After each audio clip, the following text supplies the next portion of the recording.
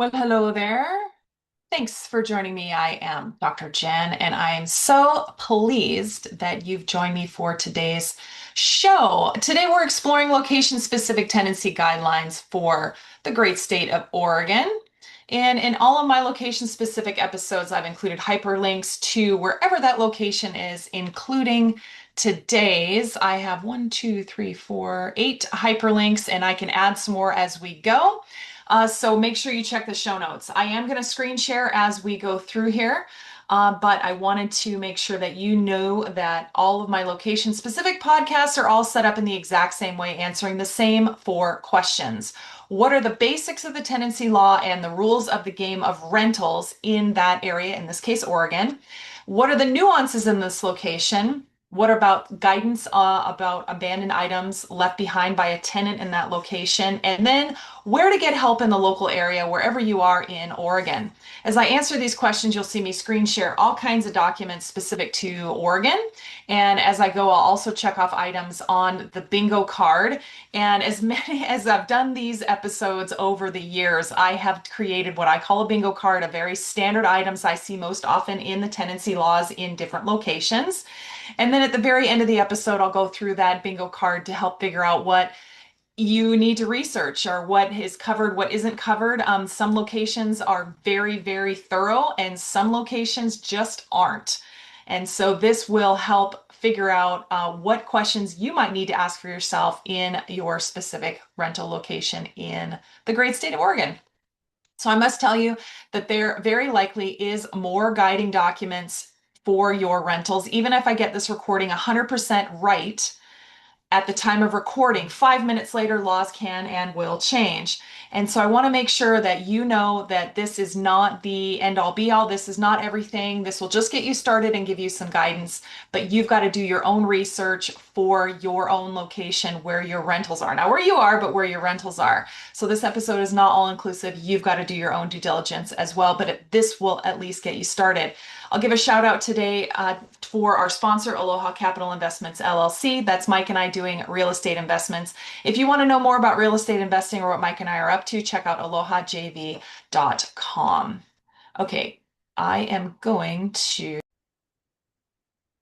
Okay, so what I'm going to do now is I'm going to go ahead and share my screen. Share screen, which is this one. Okay, so I'm opening up the first hyperlink in the show notes so that you can see this is Chapter 90, Residential Landlord Tenant Oregon Laws, and it's got all the definitions, right? And so each one of these is hyperlinks. So if we go into that, maybe that wasn't the best one. That's local dwelling use of occupancy tenant duties. This is a good one. Oh, calculation of rent increase. Here we go. Maximum rent increase. This is one that is definitely in the bingo card. So let's do this. If tenancy is week to week, the landlord may not increase the rent without giving written notice of at least 7 days, which is normal. So if your periodic is week to week, for example, then you have to give a week's notice. If it during the tenancy other than week to week, like month to month or year to year, then you've got to, you can't increase the rent within the first year after the tenancy begins, which is normal. And at any time after the first year, the tenant must be given written notice at least 90 days prior to the effective rent increase. Yeah, so what is proper? So this is, if not week to week, then 90 days written notice. And then how much can rent be increased? Percentage greater, calculation of max rent increase. Let's see. Let's click on this. Let me open the new tab and see what it says. Max increase. Let's see. Okay, so it's the lesser of 10% or 7% plus the September annual 12-month average consumer price index. Okay, so if I go back to this and let me just open one up and say maximum rent increase for Oregon in 2026. Let's see what comes up. So here it's saying 9.5, so that you can tell that there is a calculation going on for sure. 9.5%. Wow. Such as apartments and houses. So just let's figure this out. So if you are renting an apartment for $1,000 a month and you're past the first year of renting, and your landlord gives you 90 days proper notice that your rent is going to go from 1,000 a month to 1,095 per month. That's proper notice. Wow. Okay. Well, that's the what it is. Wow. My goodness, that seems like a lot, but that's what it is. There's other places that don't say at all. Like you can just go to market rent, like in Hawaii. It can go to market rent with proper notice, which is it's kind of whatever they deem it to be. Okay, let's go back to, well, let's just go right at the beginning. Maximum occupancy limit. Here we go. Maximum occupancy limit may not be established or enforced by any local government if the restriction is based on familial or non-familial information. Okay, so oh, this is interesting. Typically we will do the maximum amount of heartbeats, acknowledgement, board, carport, commission, comprehensive plan. Um, Land use decision. Okay, so we're looking at the number of occupants. And this is kind of different. Number of occupants, 10% or um, occupants. Okay. Just scrolling down here because I want to make sure. No, it's not in there, so I'm not really sure how that would work. Maximum occupancy.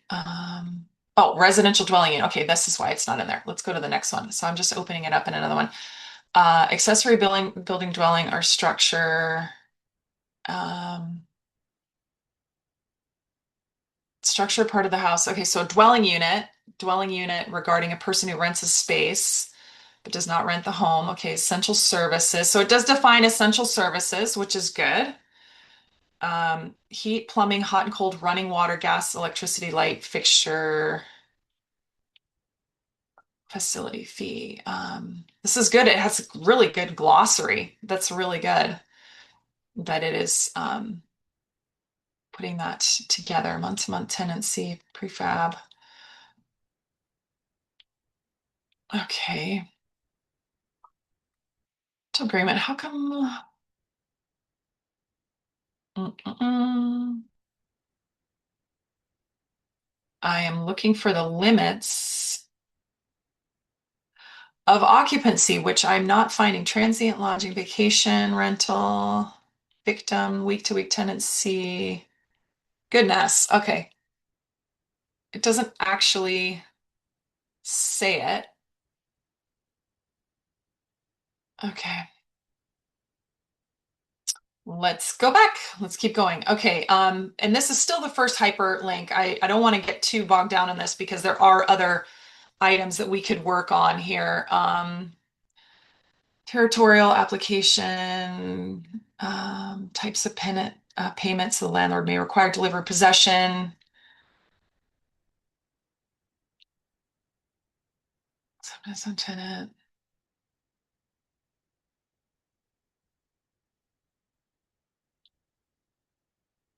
Okay, so this one, landlord acts that imply acceptance of tenant or abandonment. Let's go in here. That imply acceptance of tenant abandonment or relinquished right to occupy. The surrender of a dwelling unit may be implied from the landlord's acceptance of a tenant's abandonment or relinquish. The landlord may accept and be demonstrated a landlord's receipt of keys to the dwelling unit or reasonable efforts to mitigate landlord's damages by attempting. Okay, so basically, if someone won't get out and a landlord is trying to re-rent it and they're basically being a bully about it, they're saying that you can't actually do that, which makes sense. Attorney's fees, late rent or payment charge or fee. Okay. Um, Now this one is on the bingo card, right? So this is about rent payment charge or fee. Rent payment is not received by the fourth day of the week of the monthly rental or the period. So it is fourth day. So it's not really a grace period. But you also have to have a written rental agreement that specifies that the tenant has to pay a late charge on delinquent rent payment, the type and amount of the late charge, and the date on which it's due. And the late charge may not exceed a reasonable flat amount. Yeah, reasonable flat amount beginning on the fifth day or 5%. Okay, 5% of the periodic rents. Yeah. And you can charge per day rent, late rent. So you want to make sure you've got it. Okay.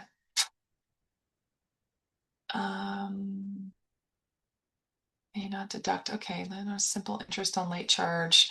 Non-payment of late charge alone is not grounds for termination of the rental agreement. Okay. That seems pretty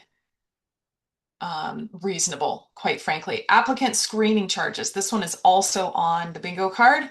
Landlord may require payment of an applicant screening charge solely to cover the costs of obtaining information. Um, this activity is known as screening and includes, but is not limited to checking references, obtaining a consumer credit report, tenant screening report. Landlord must provide the applicant with receipt of any applicant screening charge. So the answer is yes, you can charge it for actual charges. Yeah, so it has to be actual charge. That's makes sense. Okay, beautiful. Okay, let's go to security deposit. Security deposit includes any last month's rent deposit. So the question then is, yes, you can use the security deposit as last month's rent. The landlord may require a tenant to pay a security deposit. The landlord shall provide the tenant with a receipt of the security deposit the tenant pays. Landlord shall hold security deposit or prepaid rent. And let's see, does it say how much it is? Landlord may not charge a tenant a pet security deposit for keeping a service animal or a companion animal. Okay, well, service animal has a job, it's not a pet. So pet security deposit does not apply to a service animal that has a job. Um, okay, new or increased security. Landlord, I'm just looking at how much the security deposit is. And carpet cleaning. Okay, so this is what it can be used for at the end. Landlord must supply last month's rent deposit. Yeah, okay. Month-to-month tenancy.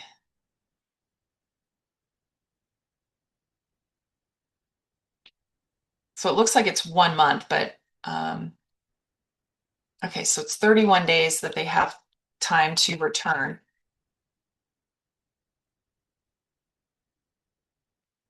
Mhm.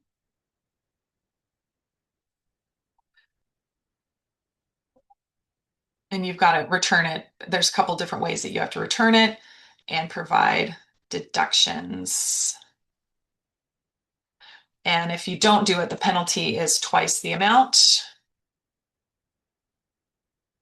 And it goes on and on and on. Okay, but it still doesn't say in here. Let's just go through here. As a responsible, list the security deposit. Okay.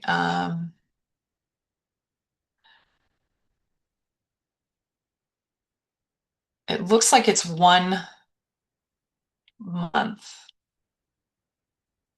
for this.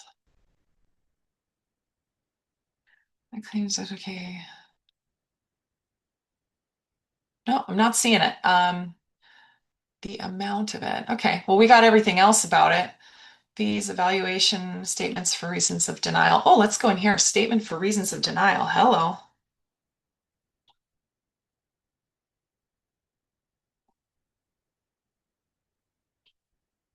So if a landlord denies an application after the landlord's application of screening or admissions criteria within 14 days of the denial, the landlord must provide the applicant with a written statement of one or more reasons for the denial. And it could be reasons for the denial uh, could include, but are not limited to rental information, negative or insufficient reports. Insufficient reports, that's important, especially if you've got somebody who doesn't have a social security number or an immigrant coming in and doesn't have any history. Unacceptable or insufficient rental history, such as lack of reference from a prior landlord. These are all a valuable thing.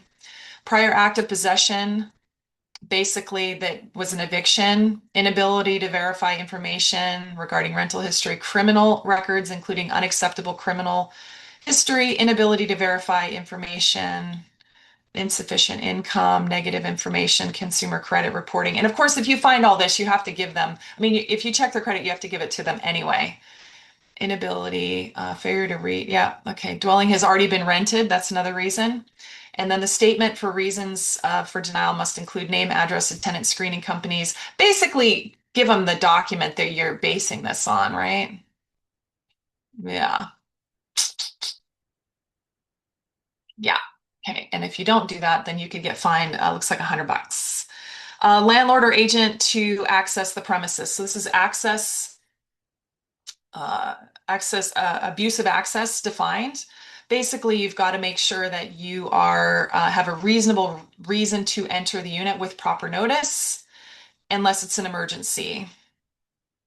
It doesn't have any working hours, but um, yeah, you basically have to make sure that you are um, doing reasonable 24 hours notice. That's pretty standard. Must not abuse the right of access or harass the tenant. Yeah, that's very true. Okay, so at least it's in there. That's okay. We're hitting items on the bingo card for sure. Okay, so I'm just keep retaliatory conduct by a landlord. These are all items. Let's get in here and talk about landlord retaliation. Landlord may not retaliate by increasing rent, decreasing services, or serving a notice to terminate the tenancy by bringing or threatening to bring an action for possession. And so it's typically this occurs when the tenant has reported the landlord or the unit to some kind of code enforcement. They've made a complaint of some kind, or the tenant has joined a union of some kind, um, or they've testified against the landlord in some proceeding. And there's usually a timing on this. So you can't decrease services, you can't try to evict the tenant, and you can't increase the rent. And there's usually a time, like it usually says within, X amount of days or X amount of months. And so I'm just looking for the time aspect here, and I'm not seeing it. So that means that potentially it is defined no timing, which that's fine. I mean, that's sometimes it's there and sometimes it's not. Okay, effective tenant keeping an unpermitted pet.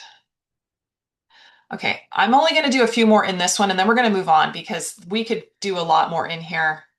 And I do want to get into some of the other resources as well. Okay, so basically it looks like any mischief in general. This is an unpermitted pet, but um, you've got to make sure, yeah, fish tanks, anything with water damage, um, 10 days after the delivery of notice. Basically, it's 10 days notice to smarten up. You're not allowed to do that. Yeah. Okay.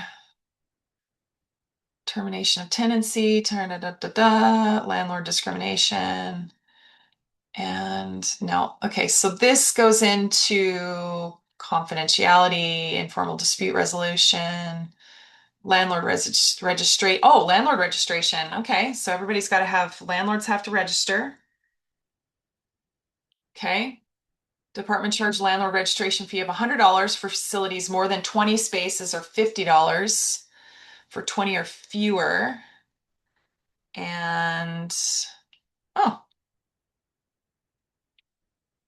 looks like a money grab. I'm not sure what you get for your landlord registration fee. Hmm. Okay. Disposition, closure. So they have things in here like parks, marinas, looks like an RV park, mobile home park, sub-billing, charge for utilities, pets and facilities. Let's go in here. Okay. Okay, so it says if there's a pet on the lease and then the pet is no longer there for whatever reason, that they are allowed to replace it with a like pet. That's pretty reasonable. Okay, so there's quite a bit in here. Like quite a bit in here. Okay, let's go to the next one. This was the first one. Oh my goodness. Okay, maximum rent increase. We've already talked about that. This one is the Chapter 90 residential landlord tenant. This is the actual law. The other one had the hyperlinks. This one doesn't have the hyperlinks. But this one is set up under the columns. So tenants' rights and remedies, landlord's remedies, domestic violence, miscellaneous. So let's talk about security deposits. And so this does not have the hyperlinks. So I'm just going to scroll down to 300 because this is the actual law. Remember, this is tenancy law. And so this is the actual one. And make sure you're okay. Here we go. So this is security deposit includes the last month's rent deposit. Landlord may require, okay, just looking at the amount. This is the same as before, but it doesn't actually say the amount of it.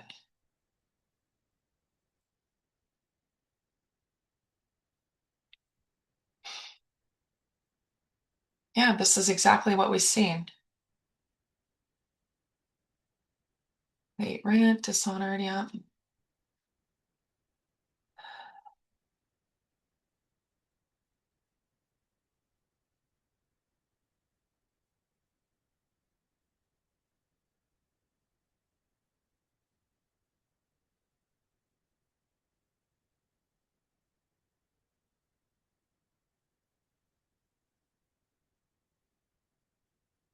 Okay. I think what I'm going to do is I'm going to keep going to the next one. We're not into this. So this is OregonRentersRights.org. Now, if you're listening to this as a landlord, you've got a few options in here, Legal Aid Services of Oregon and Guide to Landlord Tenant Law in Oregon. I'm just going to open this up in a separate. Oh, this is the next one. I have this one too. This one's hyperlinked too. So let's go in.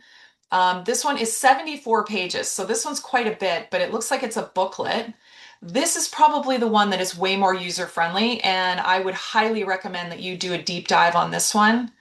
One of the things that I've been looking for in this so far is the security deposit. Oh, and they have sample letters. Fantastic. Request for repairs, lack of essential service, sample things, court cases moving out after you've moved. We haven't talked about abandoned property yet, but that's coming. Okay, so let's talk about, I'm still looking for how much a security deposit is. Okay, so it does have the sample letters in here. So it basically you can cut and paste this and create your own letter, which is great.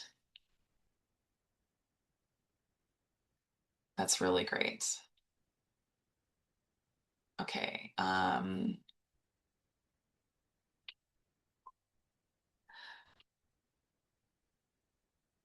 So they're talking about doing a condition inspection when you first move in.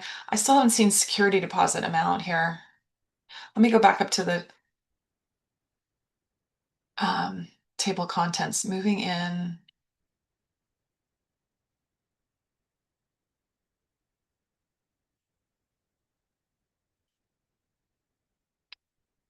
Goodness, this is a little bit confusing here.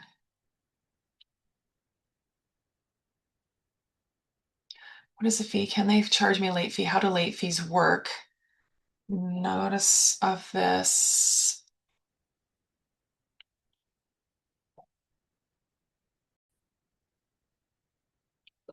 Okay, so we're still in the booklet for renting, and just looking at some of the items that are in here, and um, I'm still not seeing how much a security deposit is, but that's okay. I think that's probably one of the last things that we have been talking about. Okay, let's move on to abandoned personal property by a tenant, right? So, notice, sale, limitation on landlord liability, tax cancellation, storage agreements, hazardous property. Okay, so current market value, dispose of personal property means that if reasonably appropriate, the landlord may throw away the property or give it away without consideration to a nonprofit organization or a person non-related to the landlord. The landlord may not retain the property for personal use or benefit. And then we've got lien holders, owners, personal property. Oh, personal property means goods, vehicles, recreational vehicles, including manufactured dwellings, floating homes not located in a facility, and does not include manufactured dwellings located in a facility being stored. Okay. A landlord is responsible for abandoned personal property and shall store, sell, dispose of abandoned personal property as provided by this section, which governs the right, obligation, tenants, landlords, lien holders. Okay, so if the tenancy has been determined, been ended by termination or expiration of the rental agreement or by relinquishment or abandonment of the premises, and the landlord reasonably believes that under all circumstances, the tenant has left the property upon the premise with no intention of further claims. They're just basically they're not coming back. Or the tenant has been absent from the premises continuously for 7 days after termination or by a court order that has not been executed, or the landlord receives possession from the premises from the sheriff following restitution pursuant from a court order. um, the landlord has got to notify the tenant prior to storing, selling, disposing of the tenant's personal property under the section. They've either got to personally deliver to the tenant or send it by first class mail to their last known address, which is usually the premises or any other known address. And typically, what happens with abandoned personal property is that the landlord has to notify oh, looks like go back. Oh, let's go here. Um, actually, I have lost my one here. Oregon disposition of personal property by the tenant, which is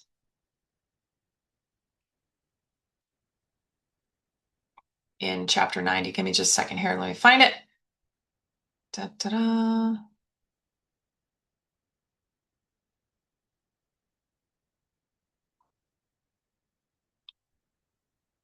Or I'm just going to say 425. There it is.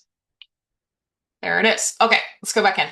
So this one, personal property, you've got to, so in abandoned property situations, is you typically have to give proper notice, and then there's usually an inventory, like a value amount of how much that you assess the amount the items that have been left is worth. And then remember, as the landlord, there's a duty to care for and properly dispose of the abandoned items. So you're trying to get it into storage somewhere, but you're also trying to take care of the unit, reclaim the unit, and then turn the unit and try to get it rented again. So there's this dual thing going on. And so there's a lot of moving parts when you're in this type of situation where you've had a tenant who's abandoned the unit. Let's face it, the reason why they're abandoning the unit is they're either unable to pay and they just take off, or maybe for an unsafe situation, who knows?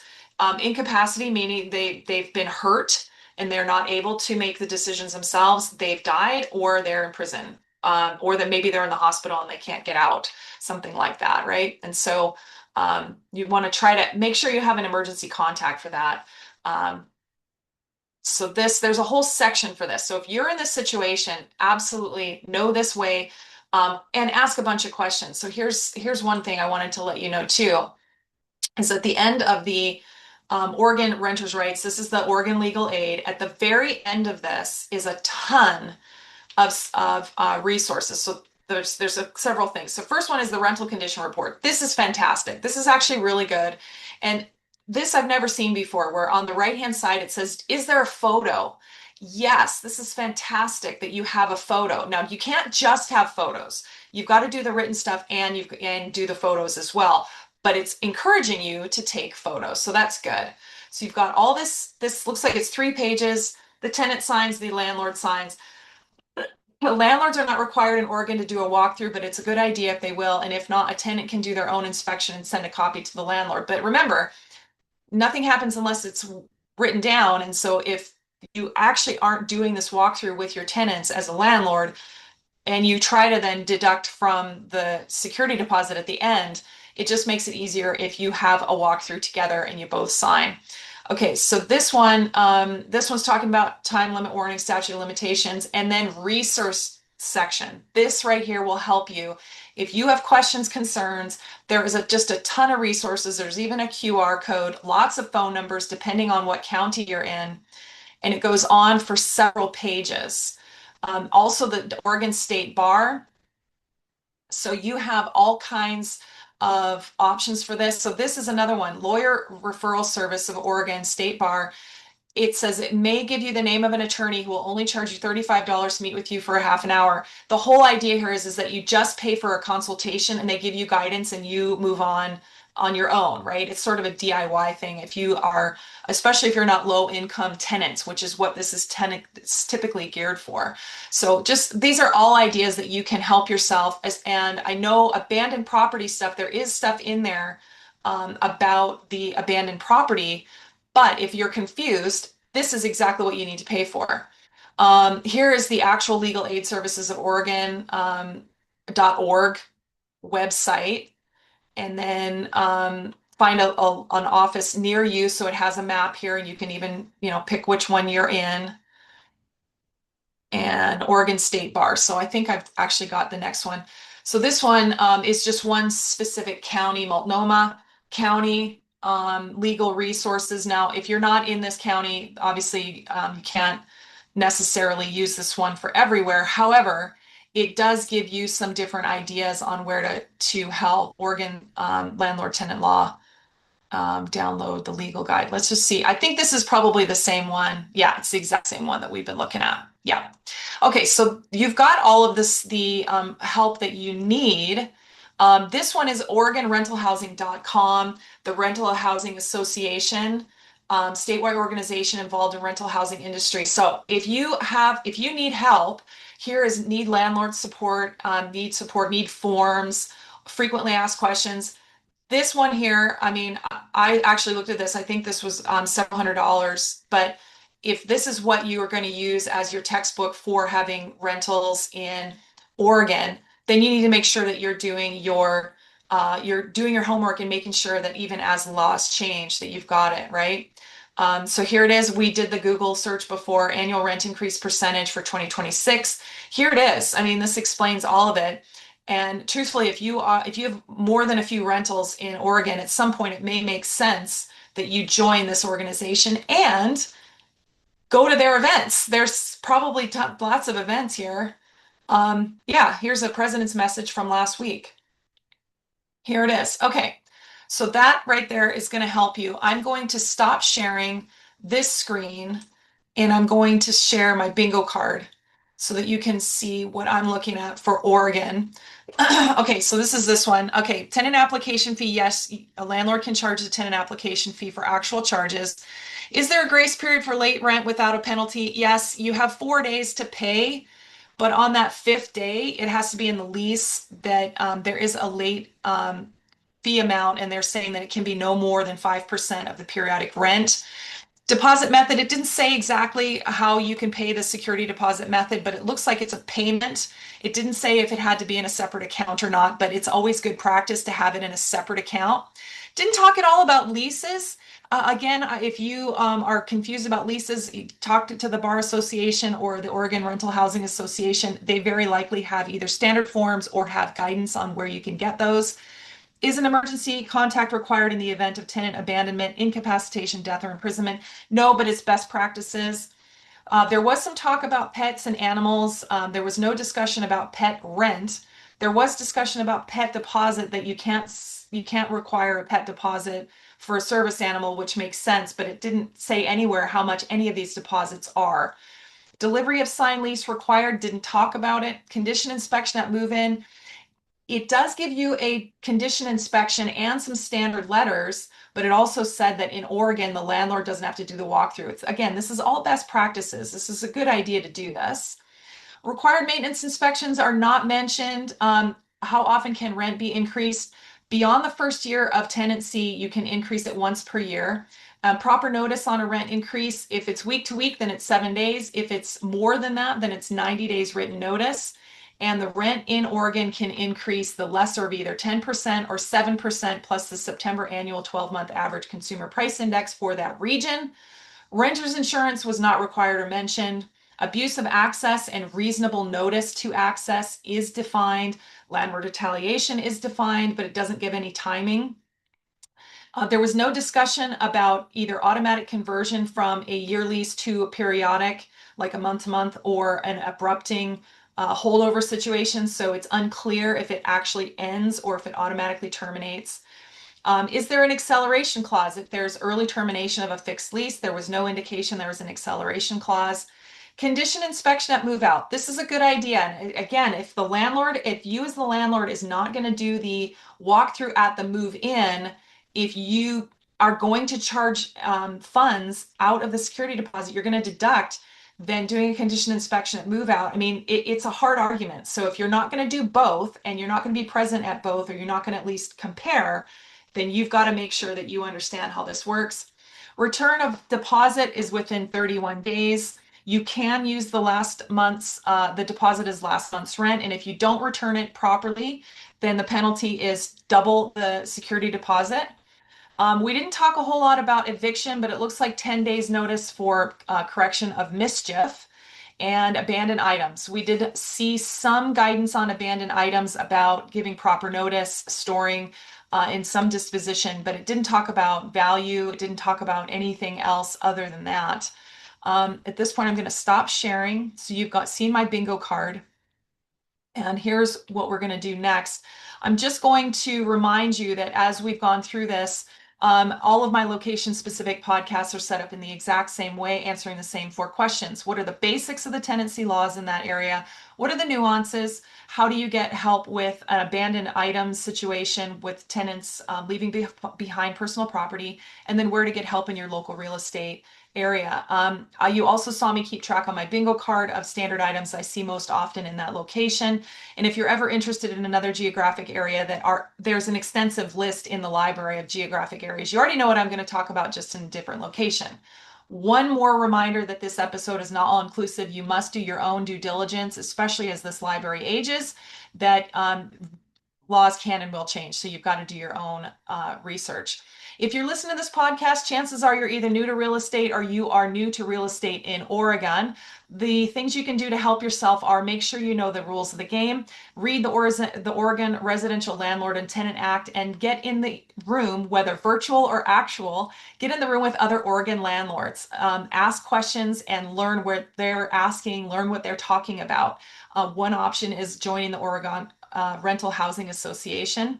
And I hope you enjoyed today's show all about Oregon. Don't forget to subscribe for more expert advice and real life stories from across the rental property world and how we can conquer awkward conversations. We're recording this episode today from Maui, Hawaii. Why? Because real estate takes you places. Where do you want real estate to take you?